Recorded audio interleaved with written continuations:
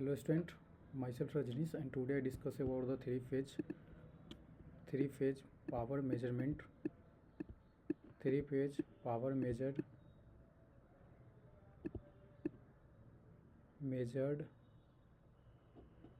by using watt meter method. तो watt meter method के through अगर हम लोग पावर का मेजरिंग देखते हैं ना,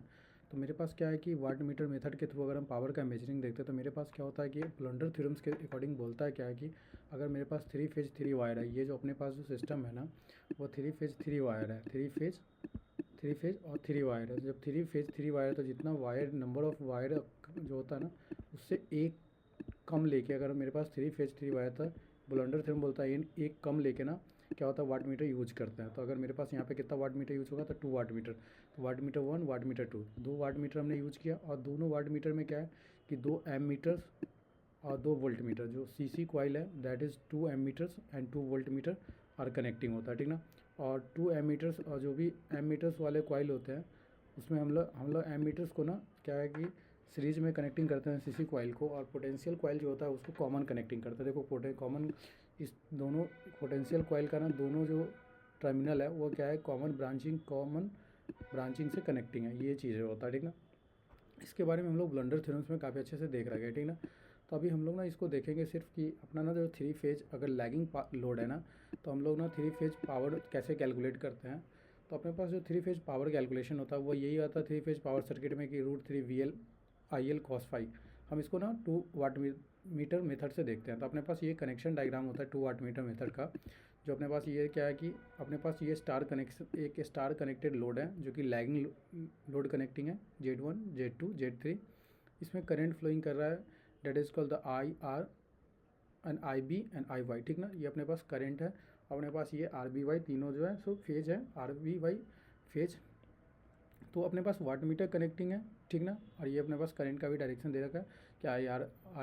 IY और IB करंट जो है अपने पास क्या है कि इसमें ना फ्लो कर रहा है, ठीक ना। ये अपने पास IB, ठीक ना। तो ये अपने पास करंट का डायरेक्शन हो रहा है,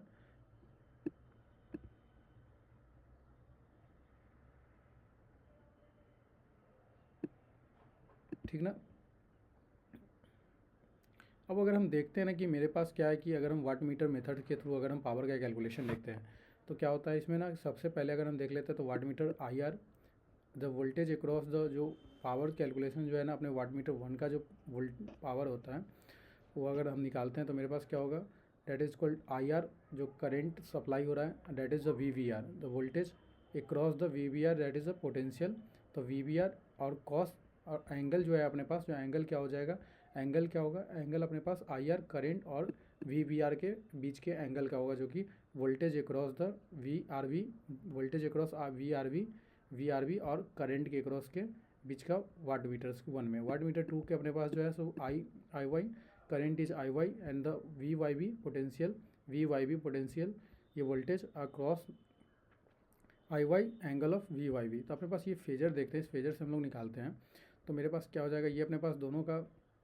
वाट मीटर 1 वाट मीटर 2 का अपने पास क्या है कि पावर का कैलकुलेशन होगा। ये अपने पास थ्री फेज का पावर था, तो हमारे पास क्या है कि IR, ये अपने पास तीनों फेज, दो फेज का अपने पास क्या हुआ कि करंट का कैलकुलेशन हो गया। तो देखो अब यहाँ पे हमारे पास देखोगे ना कि एंगल क्या होता है, तो एंगल अगर देखोगे तो ये तुम्हारे पास एंगल हो जाएगा, देखो एंगल क्या हो गया अपने पास, ये अपने पास एंगल हो जाएगा।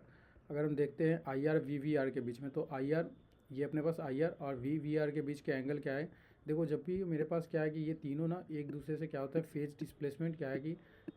120 डिग्री का फेज डिस्प्लेसमेंट है, क्योंकि हम बैलेंस लोड की बात कर रहे हैं। मेरे पास जो लोड है ना बैलेंसिंग लोड है, और सारे पावर फैक्टर ना सारे के सारे लोड जो है सो लैगिंग लोड है। तो करंट क्या है, सबके करंट लैगिंग कर रहे हैं, देखो 5 से लैग कर रहा है, इसका भी करंट 5 से लैग कर रहा है, और ये करंट भी एक करंट और हो जाएगा जो कि अपने पास 5 से लैग करेगा, ठीक ना। VBR इसके, तो ये अपने पास करंट वोल्टेज,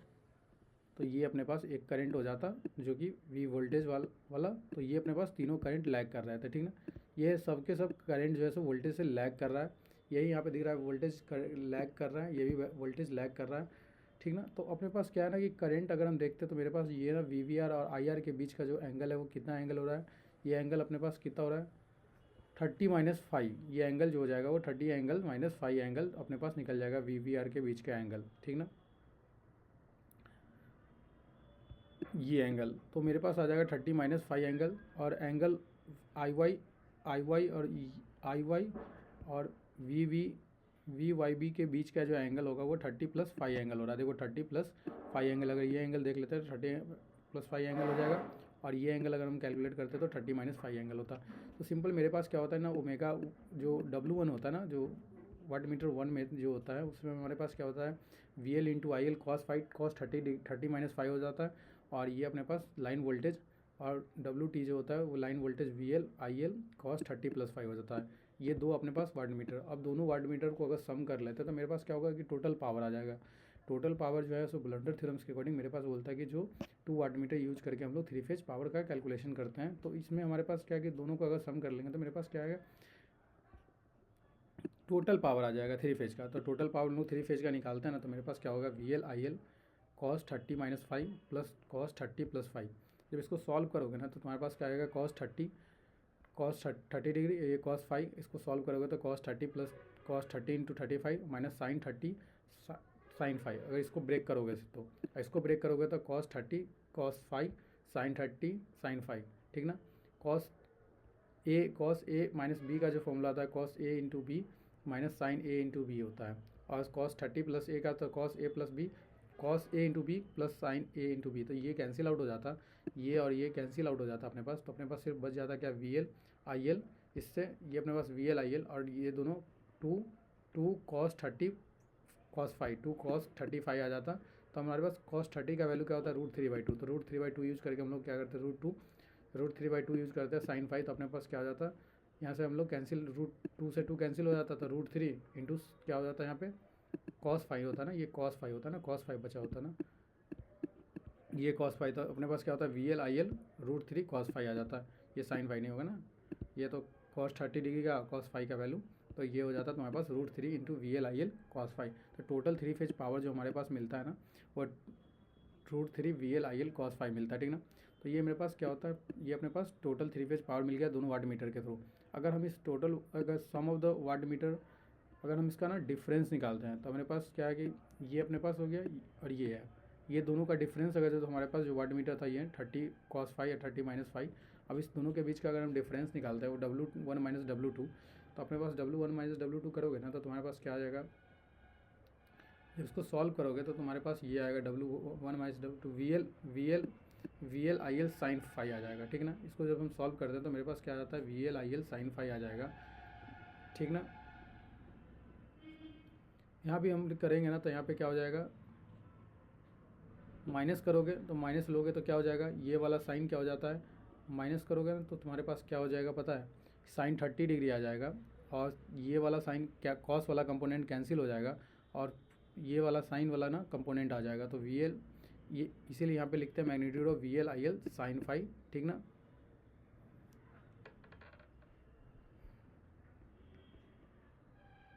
और 30 डिग्री का वैल्यू क्या आता है 1/2, तो 1/2 से 1/2 कैंसिल हो जाता है। देखो ऐसा होता है ना, यहाँ पे लिखा जाता है 2 साइन 30 डिग्री इंटू साइन 5 आ जाता, साइन 5 आ जाता, तो साइन 30 का वैल्यू क्या हो जाता है 1/2, तो 1/2 से 1/2 कैंसिल हो जाता था, मेरे पास सिर्फ बच जाता क्या VL IL साइन 5, तो अपने पास VL IL साइन 5 आ जाता। तो मेरे पास जो वैल्यू आता ना वो क्या आता कि अगर हम टोटल निकालते तो मेरे पास √3 इंटू ये मल्टीपल कर लेते तो मेरे पास जो रिएक्टिव पावर आता है ना वो क्या आता है पता है, रिएक्टिव पावर मेरे पास आ जाता है √3 इंटू, अगर हम रिएक्टिव पावर निकालते हैं तो VL IL साइन 5, ये अपने पास रिएक्टिव पावर आ गया। वह मेरे पास जो था वो एक्टिव पावर था, ये अपने पास रिएक्टिव पावर आ गया। तो टोटल रिएक्टिव पावर क्या हो जाता है, यही लिखा हुआ है कि W1 minus W2 √3 W1 minus W2, क्योंकि magnitude of W1 minus W2 का वैल्यू क्या है VL माइनस, यही लिखा हुआ है यहाँ पे कि √3 इंटू W1 माइनस W2, तो VL माइनस इसी को हम लिख सकते थे W1 माइनस W2, तो ये मेरे पास हो जाता रिएक्टिव पावर, ठीक ना। तो टोटल रिएक्टिव पावर जो है ना वो क्या आता है, difference of reading of 2 watt meter का मल्टीपल होता है, इसे √3 टाइम्स हम बोल सकते थे, √3 times √3 into multiplier of difference of reading of 2 watt meter, तो ये अपने पास हो जाता है, ठीक ना। तो ये हमारे पास रिएक्टिव पावर हो गया, ये अपने पास ना टोटल 3 फेज पावर जो कि एक्टिव पावर हो गया, क्योंकि हमारे पास cos phi active power reactive power, ठीक ना। अब अगर हम यहाँ से क्या करते हैं कि अगर हम एंगल कैलकुलेट करते हैं, cos फाई निकालते हैं, पावर फैक्टर का कैलकुलेशन देखते हैं, तो मेरे पास क्या होता है कि हम पावर फैक्टर कैलकुलेशन करने के लिए हमारे पास क्या करते हैं कि W2 minus W1 by W1 plus W2, ठीक है। इसको अगर हम लिखते हैं ना, तो मेरे पास क्या है ना कि VL sine phi √3 VL IL cos phi, VL से VL कैंसिल, तो 1 बाई √3 tan फाई। तो यहाँ से क्या हो जाता है tan, यहाँ से अपने पास क्या आ जाता है 1 बाई √3 tan फाई। तो ये अगर हम सॉल्व करते हैं, इस स्टेप को सॉल्व करोगे, इससे इक्वेट करोगे, तो ये √3 ऊपर मल्टीपल हो जाता है, तो √3 multiplied of omega W2 minus W1 √3, यही लिखा है W2, और ये W1 plus W2 that is equal to, ये आ जाता है तुम्हारे पास फाई का वैल्यू निकालता तो tan इनवर्स आ जाता। तो टोटल मेरे पास tan इनवर्स का ये वैल्यू आ गया, लेकिन हमारे पास पावर फैक्टर क्या होता है cos फाई, तो cos फाई निकालते हैं, तो मेरे पास cos phi is equal to cos और tan फाई पूरा ये जो है फाई जो हम लोग यहाँ पे पुट कर दिए, तो ये मेरे पास क्या आ गया, पावर निकल के चला आया cos phi, that is a power factor calculation हो गया। तो ये मेरे पास टोटल पावर फैक्टर का कैलकुलेशन हो जाता है, ठीक ना। तो इसी तरीके से मेरे पास यहाँ से 3 ही क्वेश्चन पूछता है, एक तो real power, reactive power ω1 minus ω2, या मेरे पास कॉस पावर फैक्टर पूछता है, ठीक ना। तो यही है अपने पास 2 फेज, ये अपने पास ना 3 वाट मीटर का ना 2 वाट मीटर मेथड, जिसमें हम लोग 3 फेज और 2 वाट मीटर मेथड को देख लिए, ठीक ना। तो ये अपने पास कैलकुलेशन होता है। हम लोग कुछ न्यूमेरिकल देखेंगे इस पर। तो अपने पास पहला न्यूमेरिकल क्या है कि हम लोग न्यूमेरिकल देखते हैं। सबसे पहले तो अगर मेरे पास ये न्यूमेरिकल दे रखा है कि 2 वाट मीटर मेथड में ना measuring the power is balance 3 phase circuit, तो 2 वाट मीटर रीडिंग दे रखा है W1 माइनस W2। अपने पास W1 माइनस W2 का वैल्यू दे रखा है कि 1/2 रेशियो, तो 1/2 लिए, तो हमारे पास W2 का वैल्यू क्या आ जाता है 2 1। हमारे पास जो फाई होता है, पावर फाई जो निकालते हैं वो tan inverse √3 W1 minus W2 W1 plus W2। ये W1 जो है सो वाट मीटर 1 में 1 और वाट मीटर 2, तो वाट मीटर 1 जो है सो अपने पास इसका वैल्यू हमारे पास वाट मीटर 2 का वैल्यू क्या है 2, वाट मीटर 1 है, तो 2 गुना multiple of 2 into watt meter 1, तो ये है तो 2 टाइम्स वाट मीटर 1, तो हम 2 टाइम्स वाट मीटर 1 डाल दिए, तो ये वैल्यू मेरे पास क्या हो जाता है -1 हो जाता, -1 वाट होता, -1 वाट, ये अपने पास 3 वाट हो जाता है। ये वाला अगर जोड़ते तो +3 वाट आ जाता, तो वाट से वाट कैंसिल, W1 से W1 कैंसिल, वाट मीटर 1 से वाट मीटर 1 कैंसिल, तो -1/3 आ जाता। तो ये अपने पास आ जाता, क्या आ जाता, ये tan इनवर्स √3 इंटू -1 3। हम इसको √3 से √3 मल्टीपल कर लेते, तो मेरे पास क्या आ जाता